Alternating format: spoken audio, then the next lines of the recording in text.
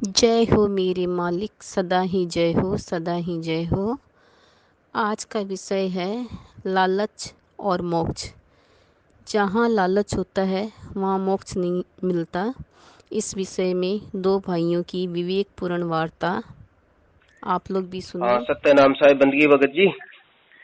सत्यनाम साहिब बंदगी मालिक की सदा जय हो। जय हो मालिक की।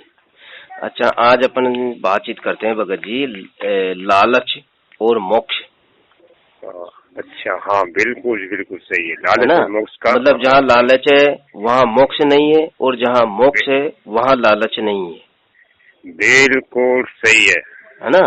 लालच का मतलब जहाँ लालच होता है ना, जैसे पक्षी को, जैसे कोई शिकारी फंसाता है तो वो पहले दानों का लालच देता है, दाने डालकर, है ना? बिल्कुल बिल्कुल। तो ये लालच जो होता है ना, वो बंधन का कारण होता है, और वो मोक्ष, वहाँ लालच में मोक्ष नहीं मिलता है। हाँ, क्योंकि क्योंकि ना तो उसको मोक्ष मिलता है ना हाँ उसको मोक्ष मिलता है। हाँ। तो कहने का मतलब ये है कि लालच जहाँ है, आज लालच के बारे में और मुक्ति या मोक्ष के बारे में बातचीत करते हैं कि जहाँ लालच है वहाँ मुक्ति नहीं है, और जहाँ मुक्ति है वहाँ लालच बिल्कुल भी नहीं है। नहीं है, नहीं है, नहीं है। तो कैसे बिल्कुल नहीं, सही। इसके बारे में अपन गहनता से विचार करते हैं। जैसा कि अपन वेद पुराणों में अपन पढ़ते हैं कि जैसे किसी की पूजा, किसी भी देवता, अन्य देवताओं की पूजा करने से, पाठ करने से, तीर्थ स्नान करने से, वेदों में ये बताया गया है कि ये सब करने से अपने को ये पुण्य का लाभ मिलेगा।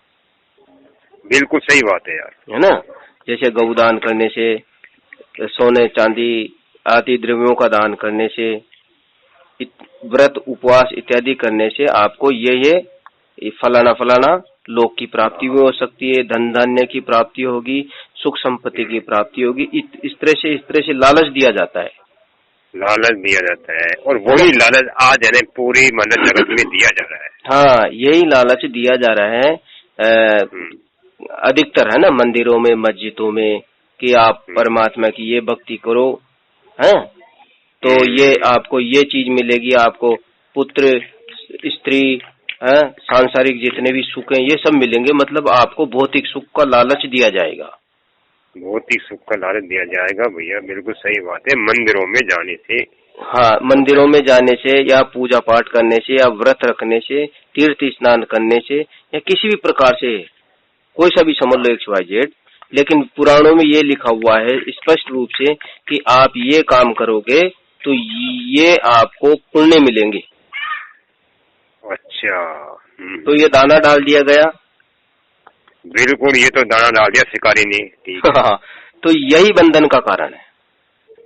यही मैन बंधन का कारण बिल्कुल हकीकत में कारण है ये। हाँ, इसका मतलब ये है कि ये जो बंधन है ये मुक्ति का कारण नहीं हो सकता। नहीं हो सकता। इसमें तो भैया मुक्ति मिलेगी भी नहीं और होगी भी नहीं इसमें तो। हाँ, अब देखो अपन दूसरे लालच की ओर चलते हैं। ये तो हो गया भौतिक लालच, है ना? इसमें आपको लोकों का लालच दिया जाएगा कि आप प्रदोष का व्रत रखोगे तो शिवलोक की भी प्राप्ति हो जाएगी। आप एकादशी का व्रत रखोगे तो आपको शिव के रूप का सायुज्य प्राप्त हो जाएगा, या आपको वैकुंठ की प्राप्ति हो जाएगी। है ना? ये लालच दिया गया है, मतलब हाँ, 3 लोक के अंदर बस। हाँ, लालच दिया है, लेकिन मुक्ति तो उन लोकों में भी नहीं है। आप देखोगे कई पुराणों में ऐसा उदाहरण है, जैसे आप देखोगे कि जय और विजय नाम के 2 द्वारपाल जो वैकुंठ लोक में निवास करते थे, भगवान विष्णु के 2 द्वारपाल, उनको भी असुर योनि में डाल दिया गया श्राप दे करके। बिल्कुल राइट। इसका मतलब ऊंचे लोकों में जाने के पश्चात भी मुक्ति नहीं है। हाँ, यानी स्वर्ग में जाने के बाद में भी उनको मुक्ति नहीं मिली है। हाँ, इसका मतलब अपने को लालच तो दिया जाता है लोगों का, और गिरते हैं वापिस अपन। हो सकता है मनुष्य योनि में ना करके और अन्य की नीचे गिरी हुई योनियों में आना पड़ेगा। फिर इनको बोलते हैं लौकिक लालच या भौतिक लालच। बिल्कुल बिल्कुल बिल्कुल बिल्कुल सही बात। दूसरा जो लालच होता है उसके बारे में अपन गहनता से विचार करते हैं। जैसे मान लो कई संत महात्माओं ने ये मान के चला कि ये भौतिक जो संसार है इसमें कुछ नहीं मिलने वाला है। वो ये कई महात्मा लोग ये बोलते हैं कि पूजा पाठ, मंदिर, मस्जिद, तीर्थ, व्रत, दान इन करने से आपको भले ही लौकिक सुख मिल सकता है, भले ही लोकों की प्राप्ति हो सकती है, लेकिन इनमें सुख नहीं है। लेकिन सुख कहाँ मिलेगा? आपके शरीर के अंदर, क्योंकि वो संत लोग ये बोलते हैं कि आपको वो परमात्मा जो आप ढूंढना चाहते हो व्रत उपवास में, वो परमात्मा आपको शरीर में मिलेगा, वो शरीर में मिलेगा, है ना। तो ऐसे संत लोग क्या करते हैं? ऐसे संत लोग जगत से अपनी वृत्ति को हटवा करके शरीर में लगाते हैं, हाँ, है ना। तो और सबसे बड़ा जाल क्या होता है आपको बताऊं? वहाँ ये लालच नहीं है, शरीर में जाने के पश्चात ये लालच नहीं दिया जाता है कि आपको फलाने लोक की प्राप्ति होगी, आपको फलाने वहाँ मतलब आपको धन, पुत्र, स्त्री इत्यादि की प्राप्ति होगी। लेकिन यहाँ पे लालच दृष्टा का दिया जाता है कि आपको फलानी ज्योति के दर्शन होंगे, 1 करोड़ अरबों खरब सूर्यों का दर्शन होगा। ये भी एक लालच है, जीव को ये दृष्टा बना दिया जाता है। उस दृष्टा में उस जीव को इतना आनंद आता है, वह यह सोचता है कि शायद मुझे मुक्ति मिल गई, लेकिन दृष्टा तो बंधन का कारण है। दृष्टा ही सृष्टा हो गया, है ना। दृष्टा ही सृष्टा होने से वह बंधन में आ गया। तो ये सही है ना। तो ये जो दूसरे प्रकार का जो लालच होता है, ये सूक्ष्म लालच होता है। बिल्कुल सूक्ष्म लालच ही है, बिल्कुल, हाँ, है ना।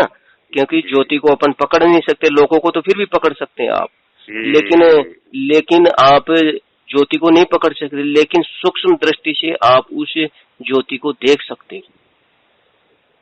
उसको देखने के पश्चात आपको एक विशेष प्रकार का आनंद आएगा, जो अपने को भ्रमवश उसको मुक्ति समझ लेते हैं, परमात्मा का दिग्दर्शन समझ लेते हैं।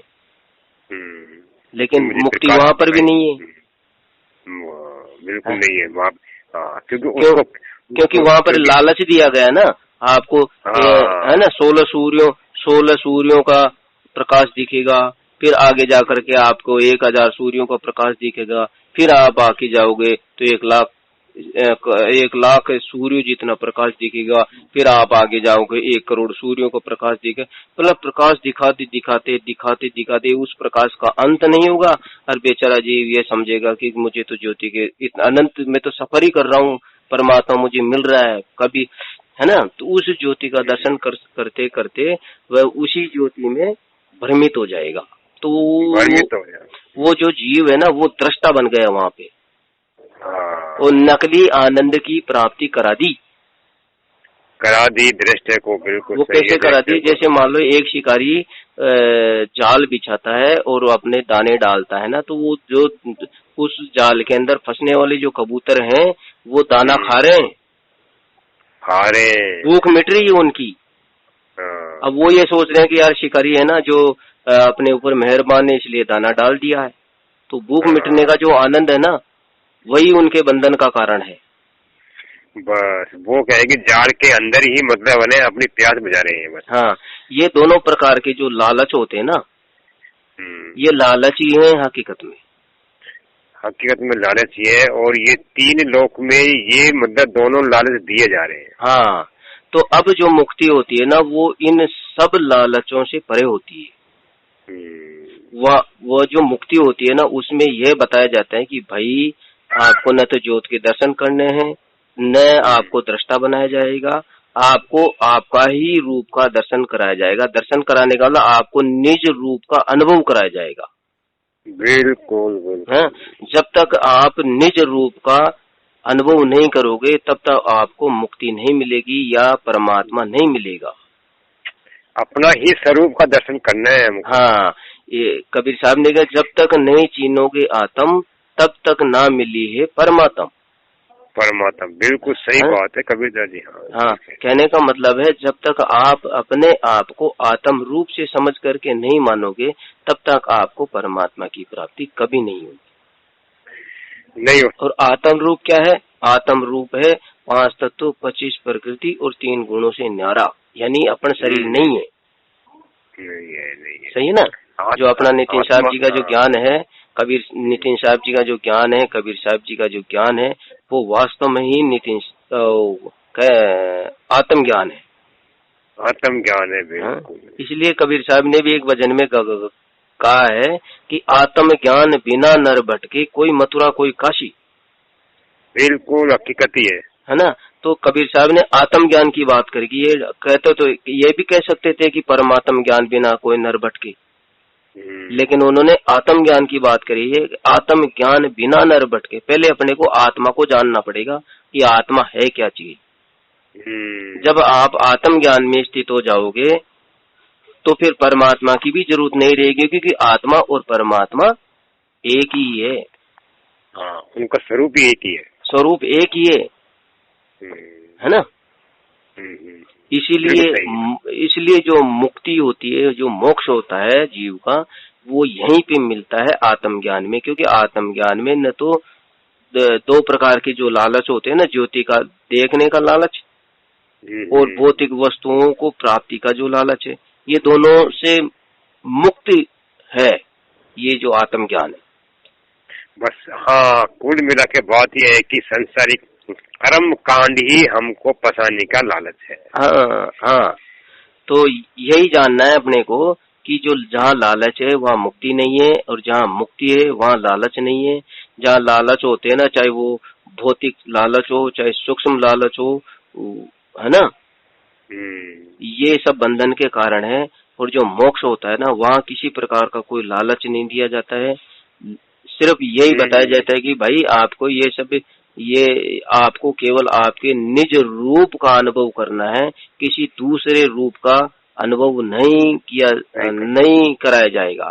कहने का मतलब, अगर आप किसी दूसरे रूप का अनुभव कर रहे हो, देख रहे हो, तो आप तो फिर यहाँ पर भी दृष्टा हो गए यहाँ पे। हाँ, है ना। तो दृष्टा ही बंधन का कारण है। दृष्टा ही बंधन का कारण है। तो इसलिए दृष्टा नहीं बनना है। आप स्वयं अपने ही रूप का, अपने निज स्वरूप का अगर अनुभव कर रहे हो, केवल अनुभव कर रहे हो, दृष्टा नहीं बन रहे हो, तो यही मुक्ति का कारण है। ठीक है भगत जी। ठीक है भगत जी। सत्य नाम साई बंदी। आज आप लोगों ने लालच और मोक्ष के बारे में सुना कि लालच करने से हमें मोक्ष नहीं मिलता, और इस विषय में आपको जानकारी मिली। आपको कैसे लगा? लाइक करिएगा, कमेंट करिएगा, सब्सक्राइब करिएगा और बताइएगा। साहिब बंदगी सतनाम। कल फिर मिलते हैं नए विषय में।